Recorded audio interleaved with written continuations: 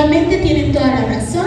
Atenógenes Silva nace en la ciudad de Guadalajara, Jalisco, un 26 de agosto de 1848. Palomita para todos los que dijeron que el 26. No hay problema, hay algunas confusiones, incluso entre los mismos historiadores. Fíjense, se manejan algunas fuentes que nació el 22 de agosto, otros dicen que nació el 24 de agosto. Simplemente, bueno, antes no eran tan eficientes como nuestro registro civil del día de hoy o nuestros archivos parroquiales, que ya están todos computarizados, ya sí cometen errores.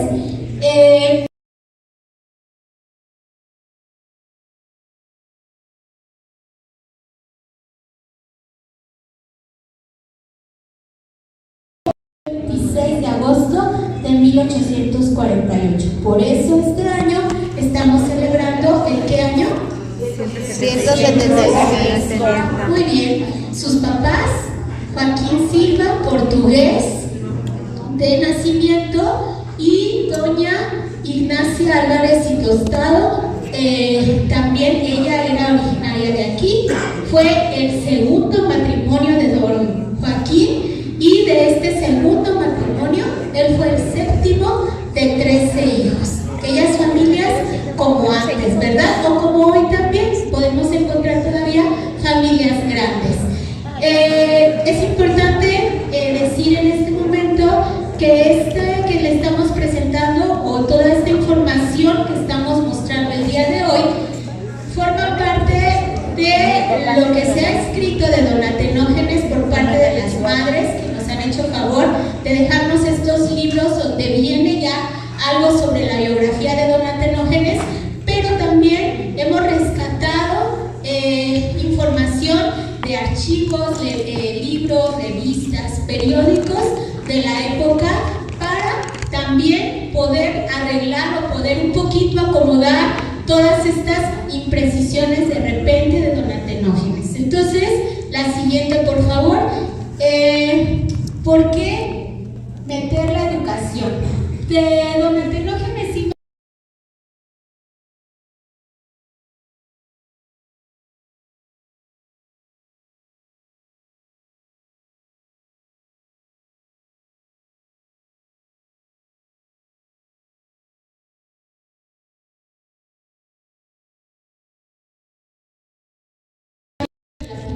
Normal, porque fue un niño muy enfermizo, que sin embargo desde chiquito recibió como ciertas señales de hacia dónde iba a estar dirigido su camino. 13 añitos tenía cuando él empezó a estudiar, y puse esto porque a los 13 años, esto es bien importante porque nos va a ir enseñando un poquito ya después. Dicen que no se puede predicar sin el ejemplo. Entonces, si él se va a dedicar a la educación, y si hoy en día van a perdurar todas sus obras educativas, es en gran parte por lo que él empezó a vivir o a experimentar desde que era un chiquito. Nosotros tenemos niños de 13 años, la mayoría de ustedes en sus salones, y un niñito, imagínenselo, de 13 años a esto en el seminario recibía estas materias. La materia de latín, bella literatura, filosofía, matemáticas, religión, astronomía, física y francés. Esas eran las materias que nuestro padre fundador recibió en sus primeros años elementales de educación. Esto después le iba a servir para poder continuar sus estudios, pero también para no quedárselos él solo, sino también para propagarlo. Al igual que ustedes, Monseñor también fue profesor. Esa es otra de las cosas que también nosotros tenemos en común con él. No nada más fue un arzobispo, no nada más fue un sacerdote, también fue un profesor. Fue un maestro como ustedes y como yo. A los 18 años se le entra como esta pequeña duda de que si hiciera o no, si tenía que seguir esta ruta o no, y entonces entra a estudiar farmacéutica. No se conoce como el día de hoy farmacología, era la farmacéutica, pero le agradaba, era muy inteligente, pero no era suficiente. La siguiente, por favor. Regresa entonces. ¿Sí se alcanza a ver hasta atrás? No se alcanza a ver, ¿verdad?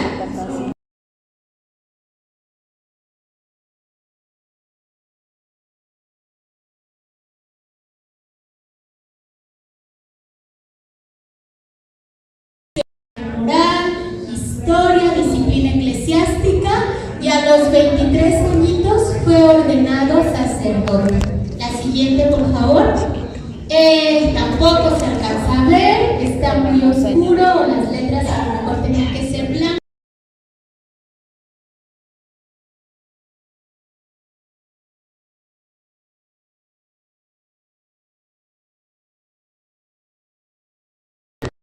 Viñetitas son todos los cursos que él empezó a dar.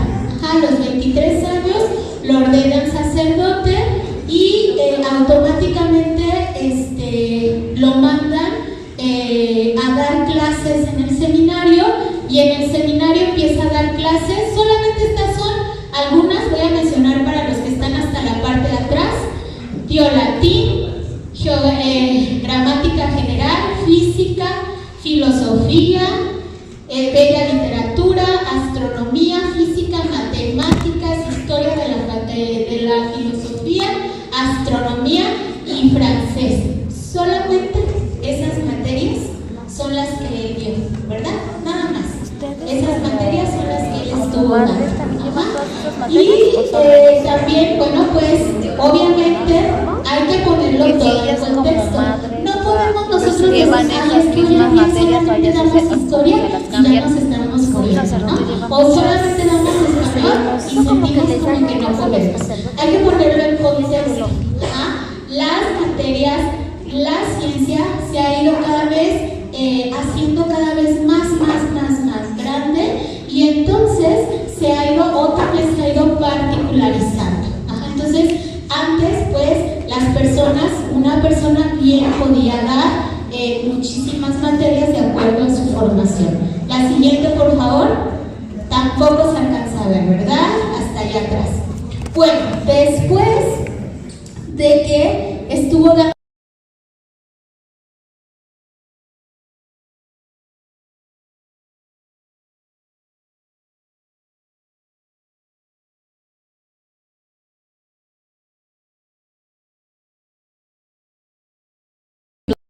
hasta los 32, y a los 32 añitos lo nombran párroco de Ciudad Guzmán.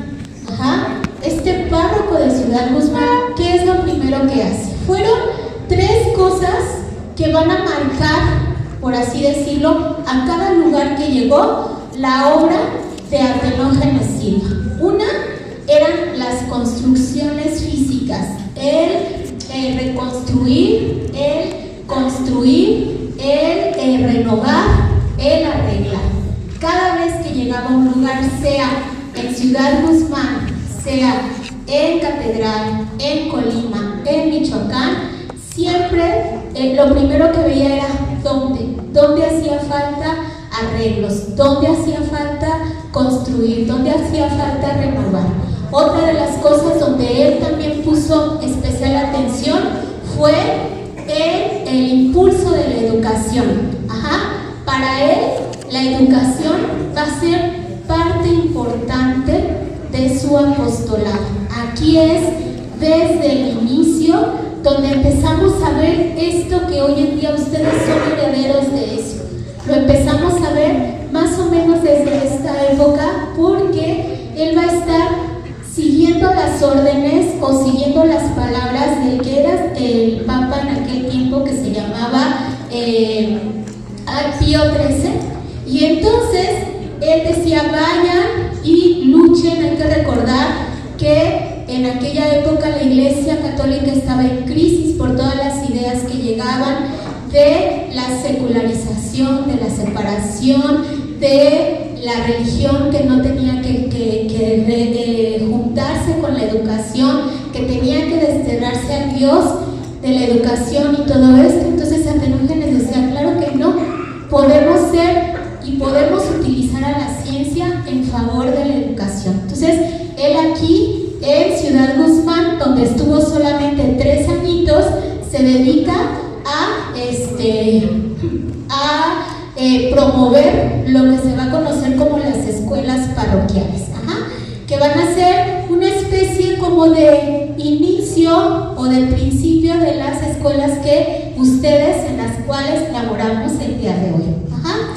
A los 36 añitos, duró muy poquito ahí, a los 35 añitos lo cambian, lo quitan de allá de Ciudad Guzmán, mandaron escritos, la gente se molestó un poquitito porque no querían que él se fuera, sin embargo él tenía que seguir su destino, y entonces lo mandan a catedral, y nuevamente es cuando empieza él a mostrar como estos dotes también de que lo van a caracterizar.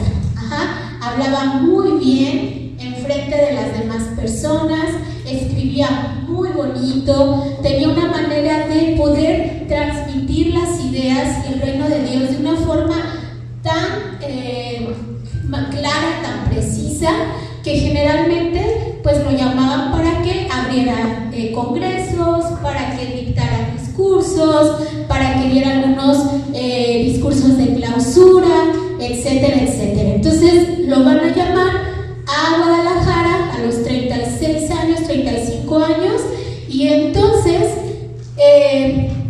él va a seguir esta orden de seguir siendo profesor y demás. Esto en años, más o menos estamos en el año 1888, y va a ser bien importante porque en 1888 ocurre algo, y eso que ocurre es que hay un hospital, o funda un hospital que se va a llamar Hospital del Sagrado Corazón, y este Hospital del Sagrado Corazón va a ser atendido en su momento por una patronato, pero de ahí, esto es importante, porque lo va a atender una congregación que después se va a llamar Hijas del Sagrado Corazón. Y eso es bien importante que lo tengamos en cuenta, porque, ¿qué creen? Esas Hijas del Sagrado Corazón vienen a ser un poquito el inicio de lo que hoy conocemos de la congregación que ha llegado hasta nuestros días. Entonces, desde 1888 es que se cruzan, justo en este año es cuando se van a cruzar en la vida de don Atenógenes y de las hermanas del Sagrado Corazón, su historia para poder llegar al día de hoy. Entonces, en 1888 se hace un poquito, él a través de una carta pastoral que escribe, hace una defensa bien importante de la religión. También es importante este año porque él dice que es cuando, lo que les comentaba hace ratito, él menciona que hay que hacer una defensa de la educación, pero hay que hacer una defensa legítima con valores, con creencias, con la tecnología de la época, pero siempre en el beneficio de la niñez. No es algo que se ve el día de hoy. Hoy nos inundamos del bien superior de la niñez y de la transformación social y de todo ese tipo de cosas. Nuestro padre fundador ya lo hablaba desde hace más de 100 años, ¿no? Su obra en cuanto a materia educativa estaba centrada en esa, la transformación y la acción social. La siguiente, por favor. Llega al obispado de Colima. Después de ahí, obviamente, se dan cuenta que él es muy importante. Ya casi llegamos al fin de nuestro viaje, llegamos ya casi a Michoacán, pero hay un obispado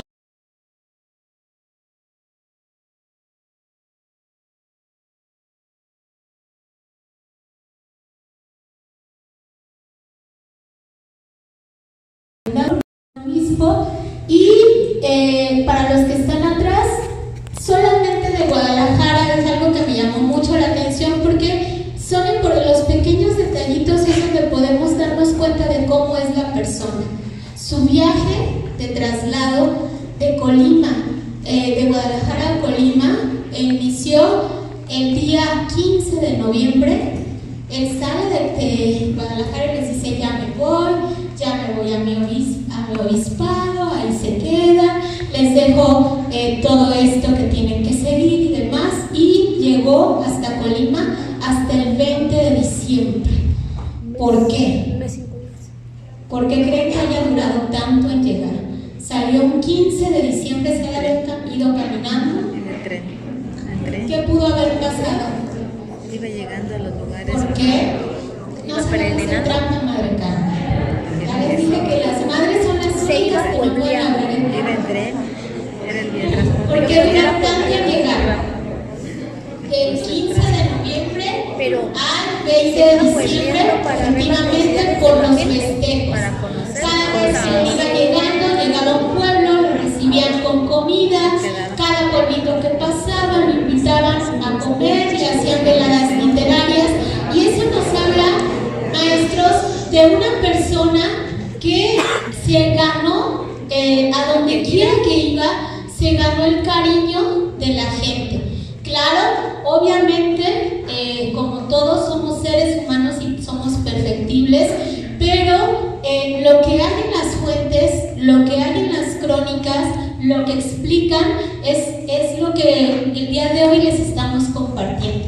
Esto de tardar en llegar es precisamente porque la gente no le dejaba ir. En cuanto llega a Colima, lo mismo, se pone a trabajar y lo primero que hace es lanzar. Él se comunicaba con su pueblo a través de lo que se conoce como las cartas pastorales. Si él quería decirle algo a su pueblo, si él quería externarles algo sobre algún tema en particular o demás, lo hacía a través de cartas pastorales. Todavía el día de hoy se hace. Su primera carta pastoral de cuando llega a Colima, ya casi estamos por finalizar, no me quiero tardar tanto, porque creo que ya se va a cumplir mi media hora, ¿verdad? ¿Ya se pasó? Pero empezamos a las 12:10, o sea que tengo 10 minutos. Entonces, cuando empieza él en su carta pastoral, fíjense bien, y es lo que muchas veces pasa hasta el día de hoy. Yo les decía a las madres, no tienen idea de la cantidad de historia que tienen ustedes a lo largo de estos 125 años. Y no se la creen. Lo hago extensivo ahorita también con ustedes, porque lo que ellas hacen no lo consideran, simplemente lo hacen porque lo tienen que hacer. Y en ese sentido creo que también han heredado ese espíritu de Atenógenes Silva. Atenógenes Silva en esta carta, bien bonito, en una parte dice, no me merezco, he recibido esta orden de ser obispo de Colima, pero no lo merezco, no me siento digno y no me siento con la suficiente humildad para poderlo recibir. Era tan humilde, y creo que este mismo espíritu es lo que ha trascendido también en las hermanas del Sagrado Corazón. Y lo primero que hace en esta carta, vuelve a hablar de la reconstrucción. Volvemos otra vez en la educación y menciono una de sus obras, para los que están hasta atrás, el asilo de huérfanos orfanatorio del Sagrado Corazón en 1894, porque las madres de Guadalajara, él les hace la invitación y les dice, vénganse. Él ya tenía 2 años ahí y les hace la invitación y les dice, voy a abrir un orfanatorio, ¿quieren venir? Me preocupa un poco porque quiero hacer una congregación, porque veo que hay gente capaz y las llama. Y entonces este caminar o esta relación que se inicia entre don Atenógenes y las hermanas del Sagrado Corazón continúa en Colima en el 94. Esta escuela es bien importante porque después va a ser lo que se conoce hoy como, o lo que se conoce dentro de los historiadores como la Escuela de Artes y Oficios. En este momento, ya en Colima, el 12 de diciembre de 1899, es que funda como tal ya el Instituto Religioso de las Hermanas, o se llamaba así, propagadoras del culto del Sagrado Corazón de Jesús y servidoras de los pobres. En algunos otros documentos aparece como propagadoras del culto del Sagrado Corazón de Jesús y hermanitas de los pobres. Entonces, el 12 de diciembre de 1999 en Colima. ¿Y el por qué? En este año vamos a cumplir ¿cuánto? Muy bien. La siguiente, por favor.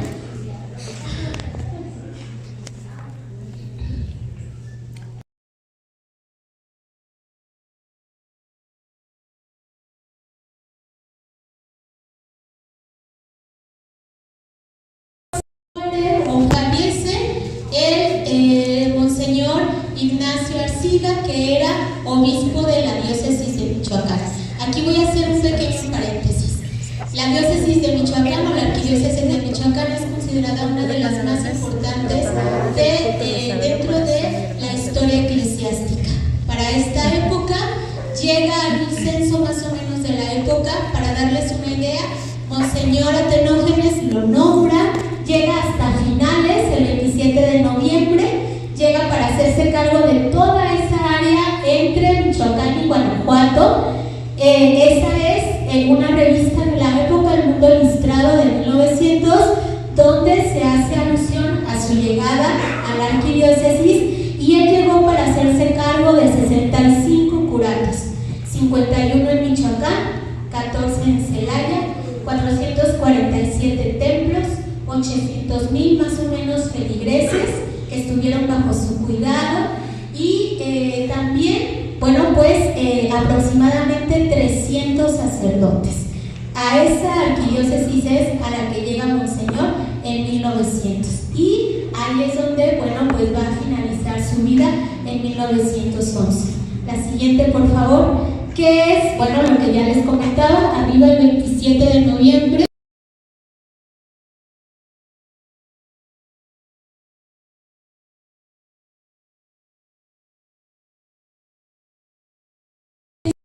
De 800,000 personas, pero solamente en la ciudad de Morelia, en aquella época había aproximadamente unas 10,000 personas en la ciudad.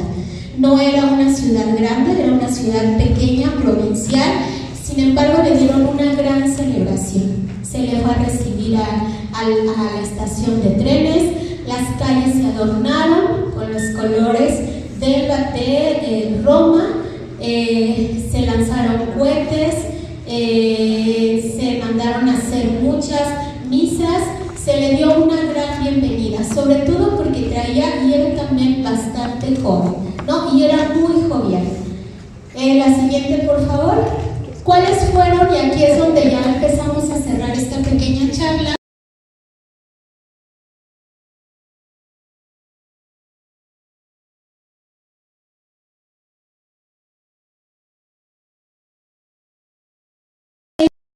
El Colegio Salesiano en 1901 no fue idea de él, hay que recordar y hay que tenerlo bien presente. Ya su antecesor había hecho los trámites y demás para que llegaran los encargados del Colegio Salesiano. Sin embargo, él recibe esto de manera muy contenta cuando le avisan que van a venir los salesianos a instalarse en Morelia.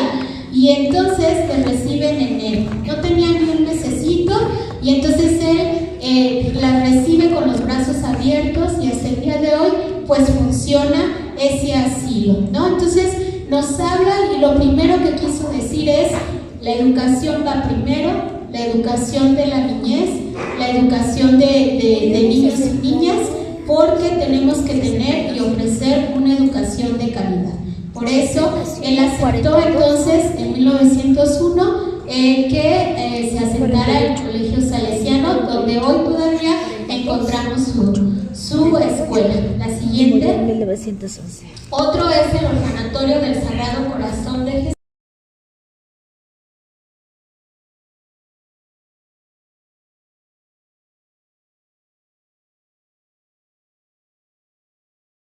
Los pobres.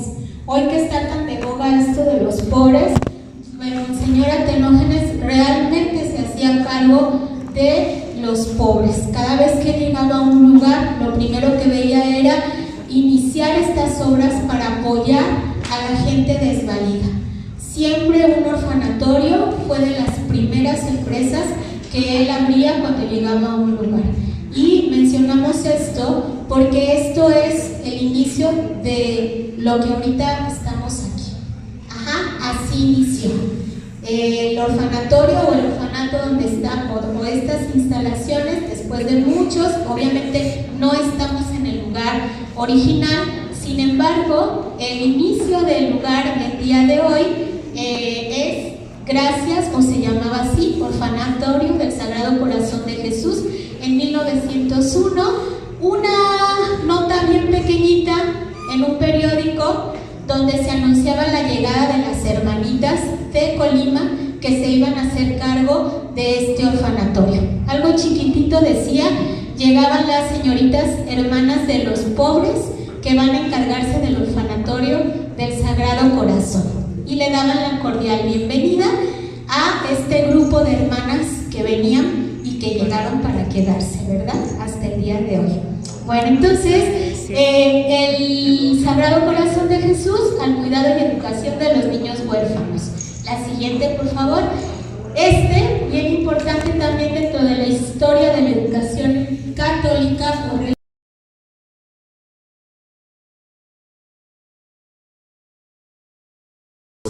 Este era su edificio y se inauguró un 12 de diciembre de 1902. A lo que voy, o lo que quiero también compartirles es esto de que desde el momento que llegó sentó las bases para la educación. Este instituto estaba dedicado, bueno, para las clases para los que podían pagar. Era un instituto privado y al mismo tiempo el dinero que iba a entrar le iba a ayudar para poder seguir con otras obras de beneficencia. Estas fueron las obras más importantes en cuanto a educación durante los primeros años de apostolado de Monseñor Antenógenes. Lo que se ve hasta acá, que está oscuro, es ¿cómo se llama? Donde nos está señalando la hermana Carmen, es el acueducto. Y estas fotografías no son sacadas del archivo. Aprovecho para hacer un comercial, tenemos un fondo bien importante de fotos antiguas. Estas son, a excepción de una del principio, todas están en internet. Entonces las pueden buscar, las pueden googlear y ahí las pueden encontrar perfectamente. Y bueno, pues ahí se hacía de la época esta invitación.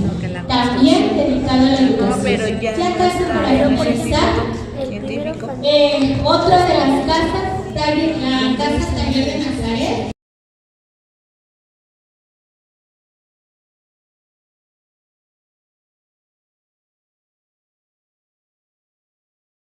La labor social de don Antenógenes Silva, la intención de Taller Nazaret, Casa Amiga de la Obrera, enseñar y educar, alimentar, también ir a niños que no tenían papás.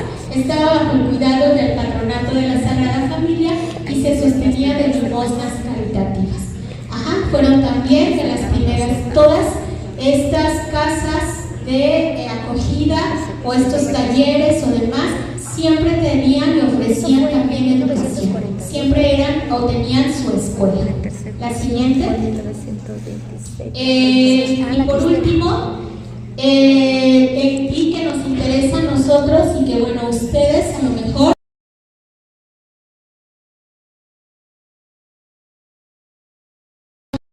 dice en una circular que manda que cada parroquia debía tener una o dos escuelas elementales.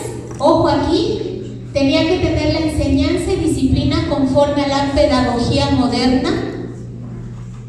Que los profesores tenían que tener una buena preparación y tenían que asistir a la escuela normal para prepararse.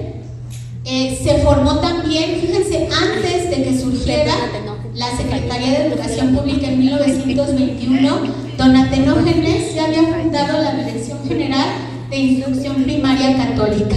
Era un visionario, ¿no? Él siempre fue un poquito a la vanguardia. Él tenía la capacidad de medir el pulso de la sociedad para ver y adelantarse y ver qué era lo que esa sociedad iba a requerir.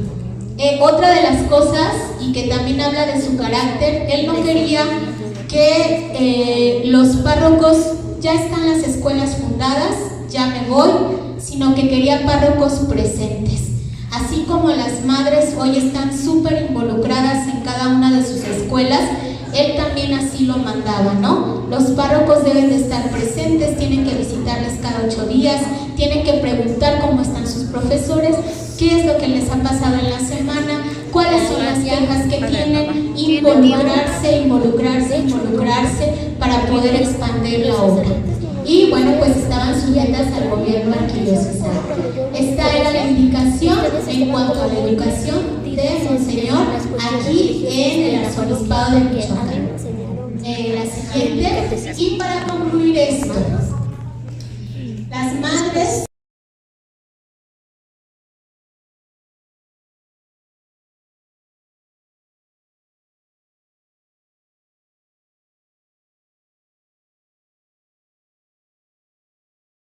continuar.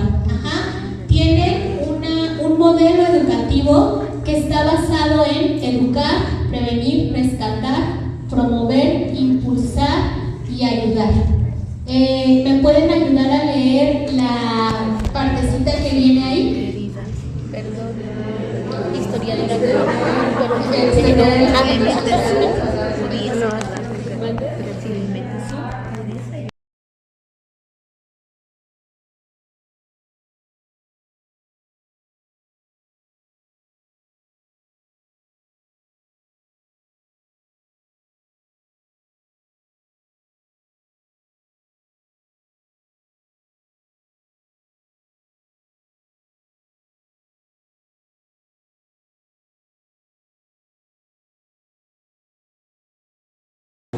Entonces, esto fue solamente un pequeñísimo recorrido por la historia del Monseñor Atenógenes y también de su relación con las hermanas del Sagrado Corazón. ¿Hay alguna duda hasta aquí, algún comentario, algo que quieran compartir o demás? ¿No? Sí, que ponerle esos